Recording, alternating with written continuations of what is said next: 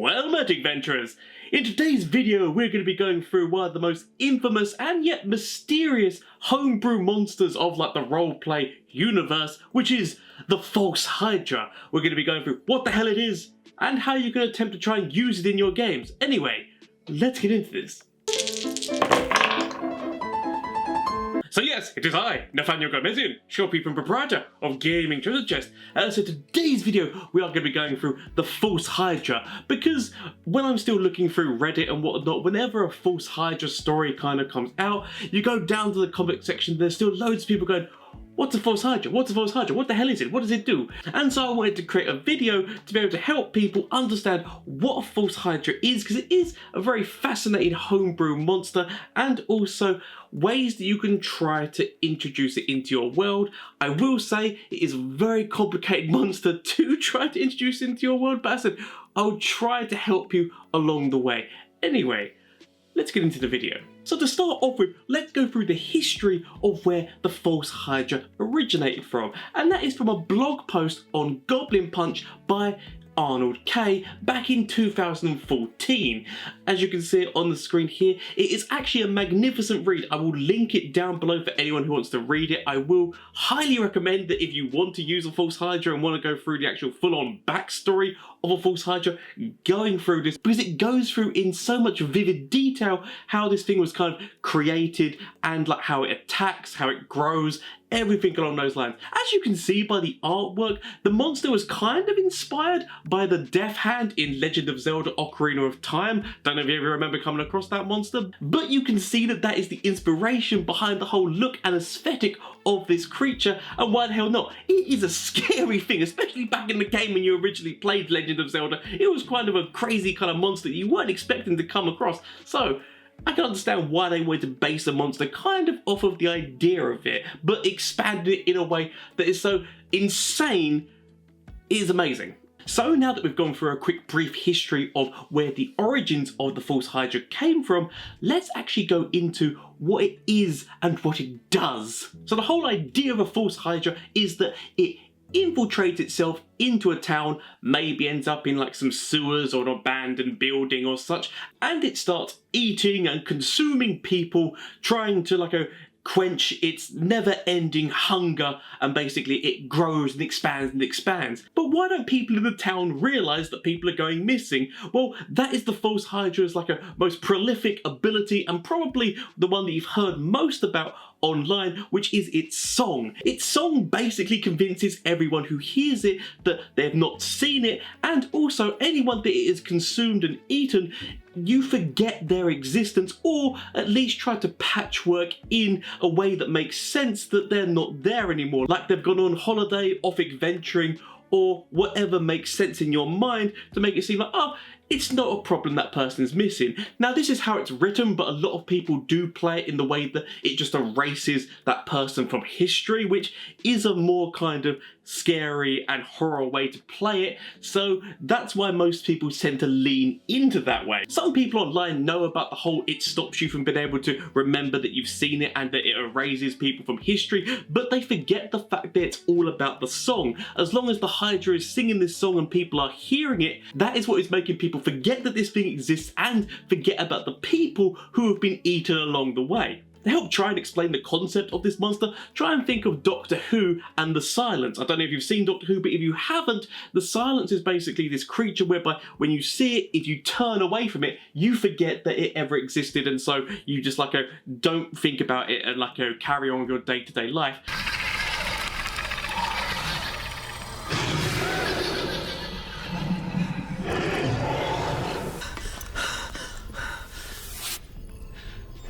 All clear. Just tunnels. Nothing down there I can see. That's kind of what this thing is. When it sings its song, it can be right in front of you, but you're not noticing it's there, and it just eats you or drags you to its lair. Now that's the kind of thing which is also something to note about this creature, is that when it is eating somebody, it can't sing. So for brief periods of time, you know that this thing exists and is eating people.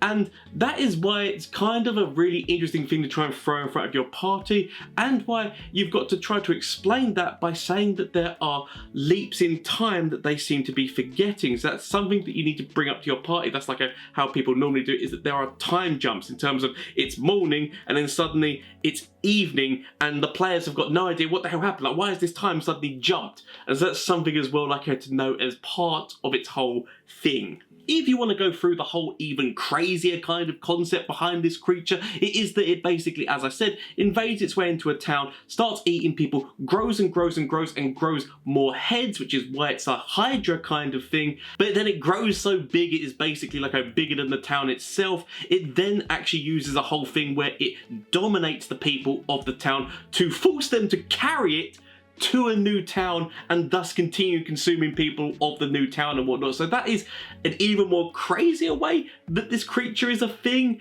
Most people don't tend to go down that route, but it is part of the lore of this creature, so I feel it is important to actually mention it, but not many people go into the whole it dominating the entire town to carry it to a new town kind of thing, like, you know, because nobody actually uses that. But as I said, it's part of its lore, so I'm going to include it in the video.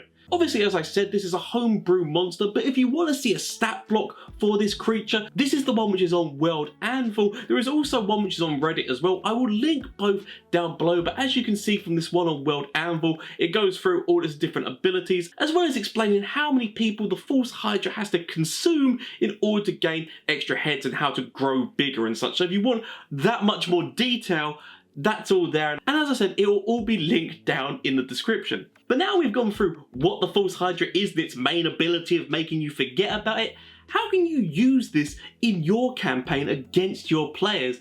Well, there are several different ways that you can go about it. I will say that in the original blog post by Arnold K, they do mention that metagaming is a very important part of this monster, because while normally we're trying to stop our players from metagaming and whatnot, that is how your players are going to know that this is a thing and that something is up and that they need to investigate and whatnot. So it's kind of slightly encouraged with this monster, which is very weird. Obviously, not the norms, but it's something to bear in mind when running this monster. So the different ways that you can go about trying to introduce it is you can go about in your description. You can say things like, as your party enters the town, they see 5 street vendors, 1 selling fruit, 1 selling jewelry, 1 selling clothing, and 1 selling perfumes in interestingly shaped bottles. And if your party turn around and say, wait a minute, I thought you said that there were 5 vendors. You could be like, oh, no, there are 4 vendors in front of you right here. And this is just a fun way to kind of start to introduce the concept, because your players are really going to be listening to your descriptions now, because people are like, wait a minute, I thought you said this. You can carry this on with different ways in terms of maybe they're in a bar and you can explain the bar atmosphere in terms of different patrons of the bar, and then maybe when you go into descriptions you forget one of them, and yet again if they then say wait a minute, what happened about this guy, the shady guy in the corner, be like, oh no, there's no shady guy in the corner, because then they'd be like, wait, but you said there was a shady guy in the corner, and you go, no, there's nobody there. And yet again, that is just subtle hints that there is something wrong in this town.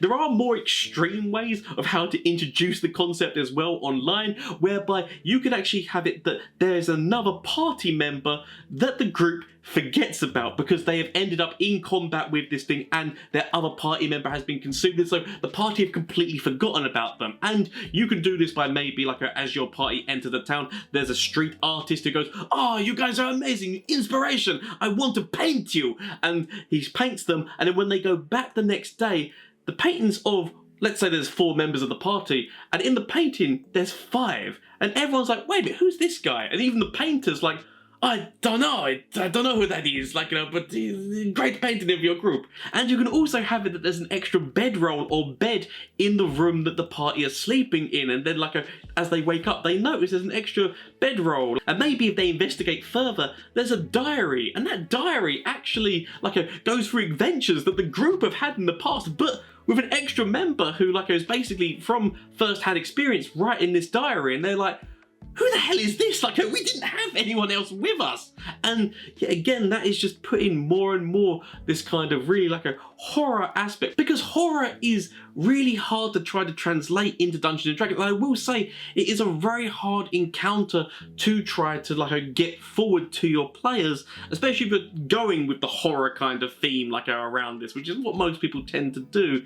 I'm not saying it's impossible, I'm just saying it's a very difficult monster to get the way right that you want to get it right. It might not go 100%, so that's something to bear in mind when using the False Hydra, but these are just ideas to kind of help you along the way. But as I said, it is very complicated to run a False Hydra. I already touched on the idea of also putting in time jumps for the party in terms of, as I said, like it's morning and then suddenly it's evening and they've got no recollection of what happened in the meantime, because that could have been when they encountered the False Hydra and potentially where they lost that party member. So it's ways like that which are going to kind of get the party like a kind of thinking, what the hell is going on here? It is also important to note that the song itself is kind of a charm effect, and so elves are kind of going to have advantage on being charmed. So maybe you can have it that in the town there's like a crazy elf who's running around going, don't you understand, this thing's eating people, it's trying to consume people, we need to do something. And maybe because this elf is creating such a ruckus, he gets taken away by the guards like for disrupting the peace. And maybe your party investigate and try to visit the elf in prison, and maybe they're gone because maybe they get eaten, or maybe you actually let them speak and kind of try to explain to the party what's going on. Maybe the elf's not got the full details of this, but maybe he can say something along the lines of, it's the song that's the problem, and getting that idea into the players' minds. Because one of the most important things about the song is that if anyone is deaf, or if anyone like blocks their ears to stop themselves from hearing, then it has no effect on them. So that's a way that you can somehow kind of try to introduce that into the story, so that the party have got an idea that maybe if they block their ears like something's going to happen or whatnot, then when they do so, that's when they remember and know what's going on and have to investigate and try to find the False Hydra in its lair, as I said, in the sewers, in an abandoned building, wherever the hell the False Hydra decides to be like hiding its main self. Yeah, again, if there is like an elf party member,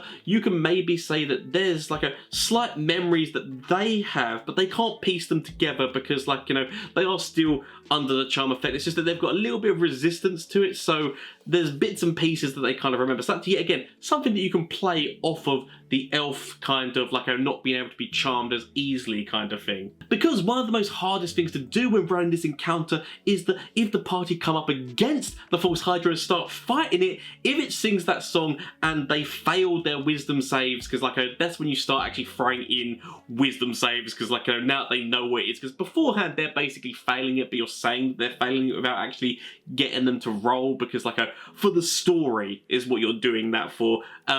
What happens is when they start actually fighting it, if they fail those wisdom saves and then forget about it, then the battle stops happening, and you've then got to explain, oh, they're there, but they know that this is a thing because they were just literally, they've just hid it down and started fighting it. And so with that being the most complicated part of how to run this encounter, which is why it is, as I said, very hard to run as a dungeon master, it's something to bear in mind. And obviously you can have it that maybe some party members succeed, some party members don't, and so there's people still fighting while our party members are like, oh, what the hell is going on? What the hell are you doing? There's nothing there. And having the other party members have to try and slap some sense into them, being like, look, no, we're in combat, get involved, kind of thing. It can be very interesting to see how you go about that. So getting them to plug their ears, or doing a silence spell or something along those lines. So I will actually say that if none of your party members have the silence spell or don't think to clog their ears up, maybe introducing an item somehow which can provide a cone of silence or a scroll of the spell silence or something like that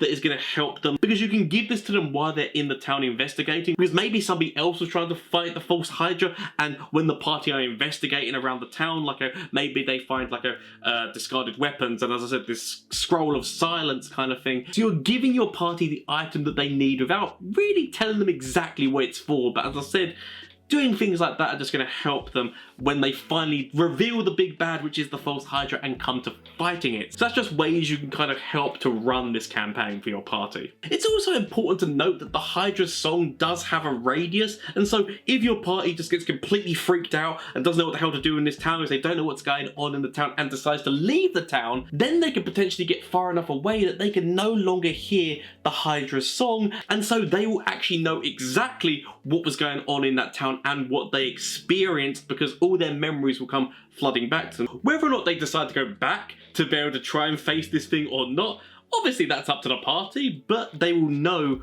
what was happening in that town. And so that's the False Hydra. I hope that this video helped, like I explained what it is and how you can kind of try to use it. I know I might not have done the best job, so if there is any more advice or any more details, please leave them down in the comment section down below to be able to help other people along the way and also help me out, because I love reading your comments, and like any details that you give to be able to help each other out as well as me is amazing. So if you do that, please feel free to. Also, if you enjoyed the video, then why not consider hitting the subscribe button and liking the video to help a little man live his dreams, as well as also potentially if you want to join the Discord server, where I hope to make a lovely community where like we can all, as I said, talk about these ideas and work things out together for how to give people glorious campaigns and such, and like I potentially hopefully be able to run some games on there in the future. So it's a very small Discord at the moment, but if you want to join that, please feel free to. As well as if you want to help support the channel financially, well, check out the Etsy store of Gaming Treasure Chest, where there are loads of items D&D themed, where they're dice rollers, dice holders and such that I have designed and will 3D print and send to you.